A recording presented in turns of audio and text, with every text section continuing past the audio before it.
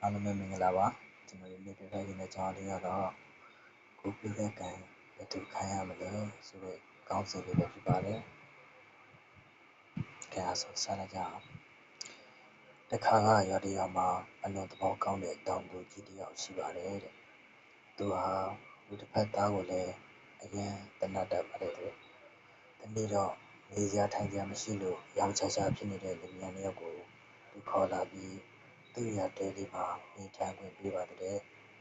ဆန်နဲ့စီဟင်းချက်စရာတို့တီတီတွေကိုလည်းတလစာတော့ပေးလိုက်ပါသေးတယ်နေစရာတဲလေးကလည်းအဆင်သင့်ပါပဲတရီကကျော်လောက်ရှိတဲ့ရက်ွက်ထက်မှာဒီနံလေးတွေကိုလည်းစက်ခွင့်ပေးပါတယ်ဒါပေမဲ့သူ့ရဲ့ဦးစားမင်းစားအတွက်ဆိုပြီးစိတ်တလုံးတည်းပင်တံမယာပင်နဲ့ပင်နေပင်တို့မြရှိပင်အရှုပ်ကိုစက်ခိုင်းပါတယ်ဘူဖေုံနဲ့ရုပ်တခွားပင်တွေကိုတော့သူတို့ဘာသာစိုက်ပြီးရောင်းချစားစီပါတယ်ဒီလိုနဲ့လူများနှစ်ယောက်ဟာပြင်ပကအလုပ်ကလေးတွေထွင်ရင်တွက်လုပ်ရင်ညာကထွက်တဲ့တီးနှံလေးတွေရောင်းရင်စီးပွားရေးလေးအဆင်ပြေလာပါတယ်လူများနှစ်ယောက်ဟာသူတို့ရဲ့ကျေးဇူးရှင်တောင်သူကြီးကိုဝါဝင်ဝါထွက်အတိုင်းကတော့တဲ့အပြင်ဟင်းလေးတွေကောင်းရင်လည်းဘူးပြပြပူပါတယ်စိတ်တလုံးတည့်ရက်တွေလည်းတီးလို့တံမြာလေးတွေလည်းဝေးလို့နေချက်စပွဲတဲရတဲလေးဖြစ်လာပါတယ်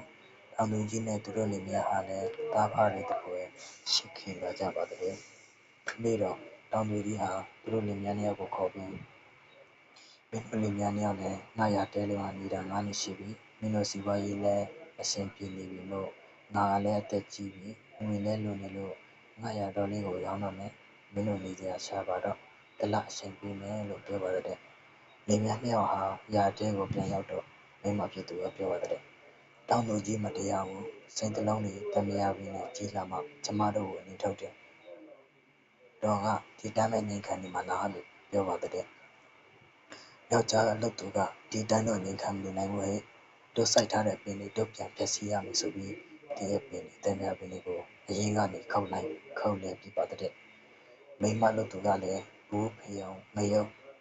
တခွားပင်တွေကိုအကုန်ဖျက်ဆီးပြပါတဲ့နေရှိစပွဲရာတဲလေးဟာတုတ်တန်တစားပြင်လို့ရောက်တွေ့တော့ပါတော့တယ်တစ်ပင်နဲ့အလဲလဲပြပြဒီပင်စားပဲလေပျက်စီးသွားတာကိုကြည့်ရင်လင်မယားနှစ်ယောက်အလုံးကျဉ်းနဲ့ကြပါတဲ့ခမည်းပါတတ်နိုင်သေးတယ်လို့တော့ချိန်ဝါလိုက်ကြပါသေးတယ်အဲ့ဒီညမှာတော့အောင်တေးအောင်သားအနေနဲ့မွေးထားတဲ့ချက်ကလေးကိုတော့ရိုက်ရှက်စားလိုက်ပါသေးတယ်မိမလုပ်သူကတောင်သူကြီးက